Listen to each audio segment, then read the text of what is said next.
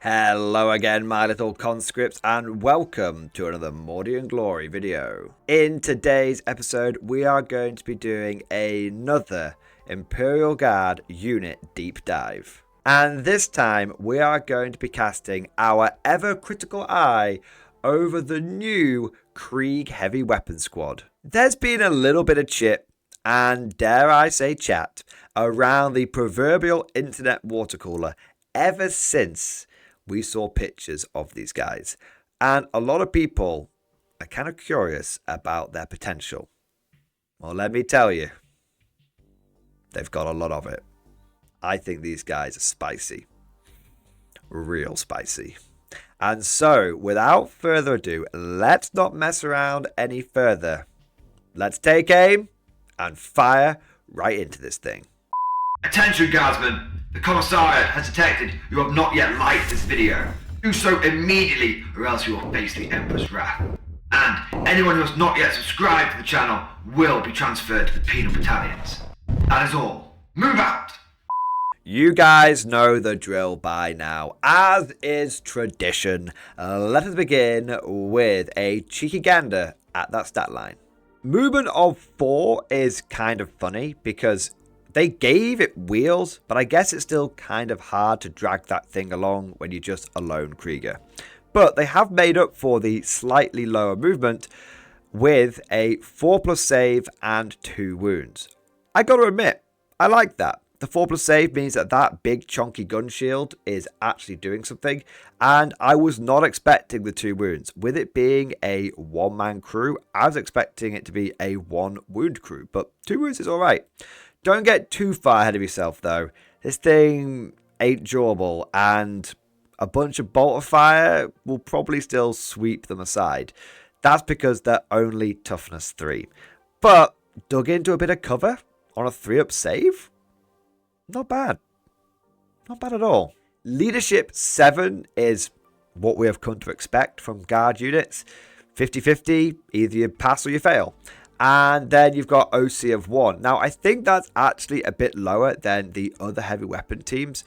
Most heavy weapon teams, like the Cajun one and the Katachan one, have got 2 objective control per base.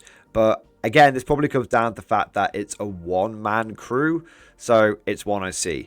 It's kind of interesting how they gave it the 2 wounds, but they gave it the 1 objective control. You've also got the Fire Coordinator, who has your quintessential Guardsman profile. 6-inch move, T3, 5-up save, 1 wound, leadership 7, OC 1. The extra 6-inch movement doesn't really matter because these guys won't be moving all that much. You're going to sit them down, they're going to cover a fire lane, and they're going to be blasting away. Speaking of blasting away, let's move on from their defensive profile to their offensive one. Let's get into the weapons and the war gear. So each heavy weapon gunner comes equipped with the las cannon, a las pistol, and a close combat weapon. And the fire coordinator comes with a las pistol and close combat weapon as well. You get 3 of the heavy weapon gunners and 1 fire coordinator, giving you a squad size of 4 in total. Now, the fire coordinator doesn't have any war gear options, but each heavy weapon gunner can swap out their las cannon for a Krieg flamer or a twin Krieg heavy stubber. And surprisingly, all of these options are actually kind of cool and actually kind of good. Often what you find with these kind of multi-team weapons, there's always one that stands out above the rest, whether it's the field ordnance battery with the bombast cannon or it's the Krieg artillery teams, which, you know, the siege cannon and the heavy mortars are the only real choices, and the thud gun and the missile launcher are kind of meh. But with the Krieg heavy weapon team, GW's actually done a good job of making every single option viable. Firstly, you've just got that standard las cannon, and don't write it off. Las cannons are great. I like to cram as many of these things into my army as possible. That's because we live in a meta of vehicles and monsters and very elite infantry. So anytime that I can cram more anti-tank into my army, anytime I can cram just more big boom boom, go big or go home style guns, I always try and do that. And being able to have 3 las cannons in the squad, I think that could be a standard go-to loadout. There are some other options here which are cool, which are badass, but before we look at those, I just want to say las cannons all the way for me personally. However, that doesn't mean you want to write off the other options. The Krieg Heavy Flamer is wild. It's so cool. It's got Ignores Cover, which does what it says on the tin, and it's got Torrent, which means you don't roll for it to hit, it automatically hits. So that's why the ballistic skill says NA. You just roll the number of attacks, and then they auto hit. Now it's got a range 18. That's strong. That really makes up for the fact it's only got a 4-inch move. That's really cool. That is like 50% more range than most other flamers out there. And it's strength 5, and it's A -1, and it's damage 2. These are marine killers. If you end up facing off against a lot of MEQ, which stands for marine equivalent, so basically are they T4, have they got a 3-up save, have they got 2 wounds, this weapon is designed specifically to absolutely hose them down and destroy them. And the big reason for that is the damage 2. A unit of these heavy flamers will fairly reliably munch through the majority of an intercessor squad. I mean, you're going to get an average of 10 to 11 shots. You're going to wound with 66% of those. And then they're going to be on like a 4-up save. I could definitely see 5 intercessors just dying instantly to one of these things. And yeah, the strength 5 does limit it against vehicles, but the damage 2 sort of brings it back again. You'll be fishing for 6s. But a lot of vehicles have only got a 3-up save. Get them down to that 4-up. And there are some very light vehicles out there. Well, not very light, but there are some medium vehicles out there which are T9. I tend to say medium vehicles do start at T9. And if you're shooting this at toughness 9 stuff, then it's wounding on 5s. And that really starts opening up possibilities. So it's definitely primarily an anti-marine equivalent unit. But it can, on occasion, damage to some vehicles. But the weapon that has totally taken me by surprise is the Twin Krieg Heavy Stubber. I presumed this was going to be like a normal heavy stubber, you know. Strength 4, 36-inch range, no AP. But it's not. Oh my god. They have been loading the AP rounds into these things. They're like mini autocannons. So each Twin Krieg Heavy Stubber comes with the Heavy, Rapid Fire, 3 and Twin Link special rule. That means when it stays still, it gets +1 to hit. Yes, you can combine Heavy with the Take Aim order to give you +1 to hit and +1 to your ballistic skill. A lot of people get this wrong. People have been getting this wrong for 18 months throughout the whole of 10th edition. I get comments where people say, you can't have Take Aim and Heavy. Yes, you can. Take Aim increases your ballistic skill. Heavy increases the roll. They're 2 separate modifiers, so you can stack them. That means that you can have both the las cannons. It's important to note that this combo absolutely works for them. The las cannons and the Twin Krieg Heavy Stubbers hitting on 3s. That's not bad. That's probably what you want to try and aim for them to be doing. Screw hitting on 5s and 4s, getting them up to 3s. So they've got Heavy, which you can combine with Take Aim. They've got Rapid Fire 3, which means when they're in half range, they get 3 extra shots, taking them from 3 shots to 6 shots. And considering your half range is 24 inches, these are longer range heavy stubbers. That's actually most of the time you're going to be in half range. That's sweet. And twin linked means you get 4 rerolls to wound. Now, 4 rerolls to wound wouldn't be such a big deal if this was like a normal stubber. I mean, when we did the artillery team review, we looked at the thud gun. We were like, yeah, it's okay, but AP dash, twin link doesn't really mean very much. But twin linked on these things, strength 6, AP 1, that's a big deal.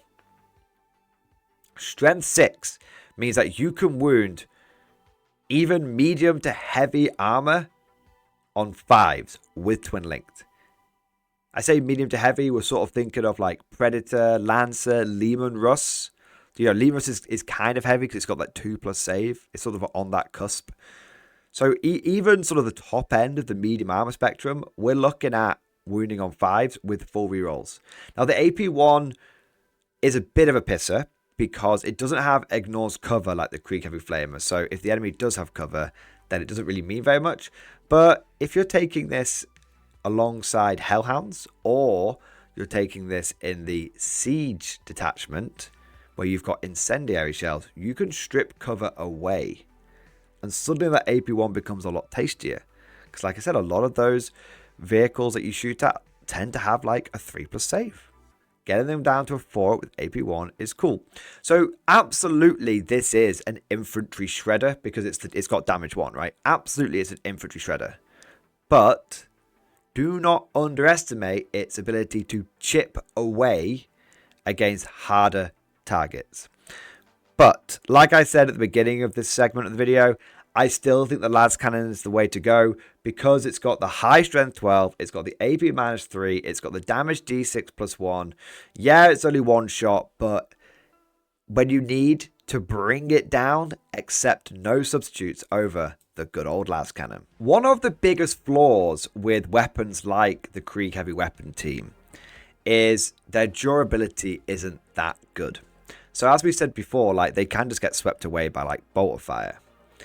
And so you tend to find a lot of the time people don't like them because they'll either deploy them out and then they'll just get blasted, or they'll move them out, they'll shoot, and then they'll just get blasted.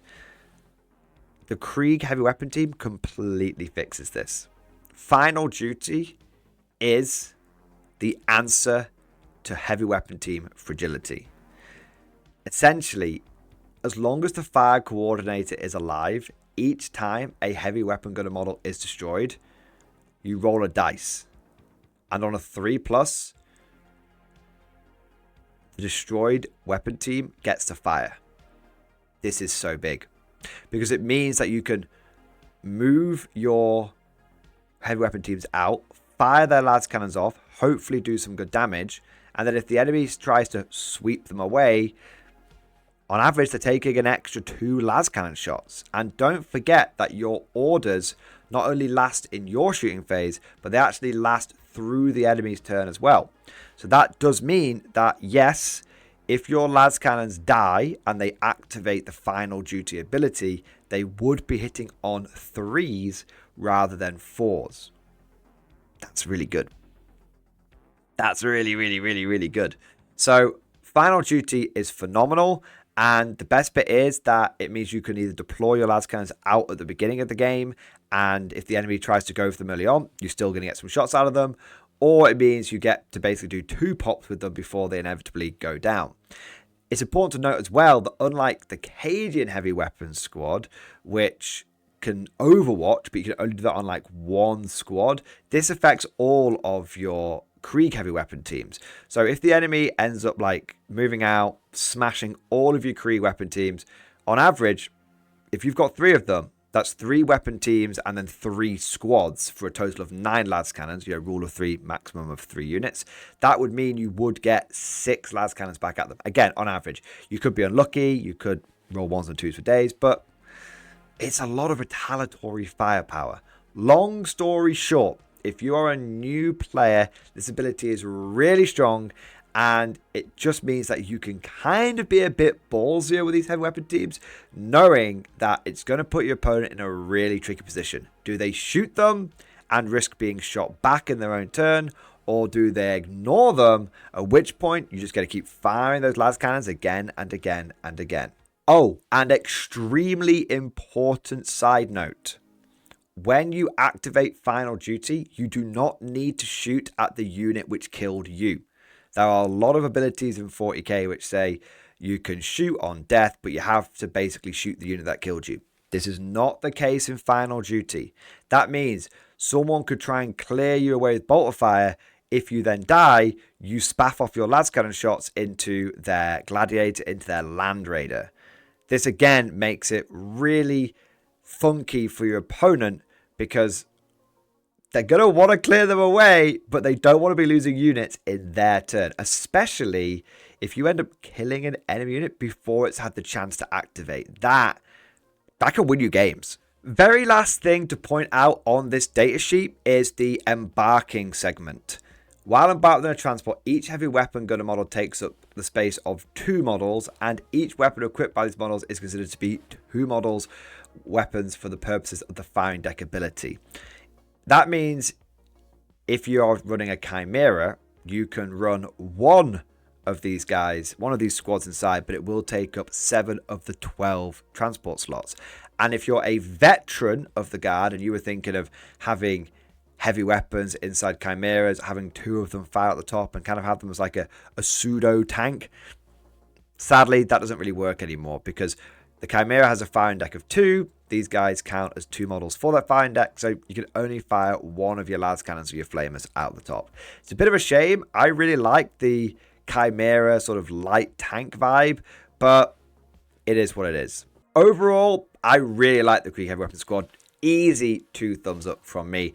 They are a cheap way of getting more anti-tank into your army, and they create a real dilemma for your opponent with that final duty ability. And remember, guys, you always want to be creating dilemmas, not problems, because problems have got solutions, but dilemmas have got no good option for your opponent. They're a catch-22. Of course, all of this is just like my opinion, man. Let me know what you think down in the comment section below. Are you a fan of the Krieg Heavy Weapons Squad, or do you prefer other sources of firepower in your army? And what do you think about these guys in comparison to the Cadian and the Catachan teams? Do you think that you take one or the other, or do you take all the weapon teams you can get your hands on? If you enjoyed this video, don't forget to smash that like button and subscribe. I know it's a little cringe asking, but it makes a huge difference with the YouTube algorithm. Would you like to know more? If so, then please consider becoming a channel member or patron. By supporting the channel, not only will you be doing your part, but you'll also be helping me create more content for your viewing pleasure and unlocking a whole host of perks. You get everything from a badge next to your name, custom emojis, but the big one is access to the Mordian Glory Discord server, an online community with almost 2,500 active members. It's always popping off in the MG Discord. We've got channels for army lists, hobbying, tactics, stories, and even a pretty spicy meme section as well. For all you greenhorns that wanted to see the Mordian glory hole, today is your lucky day.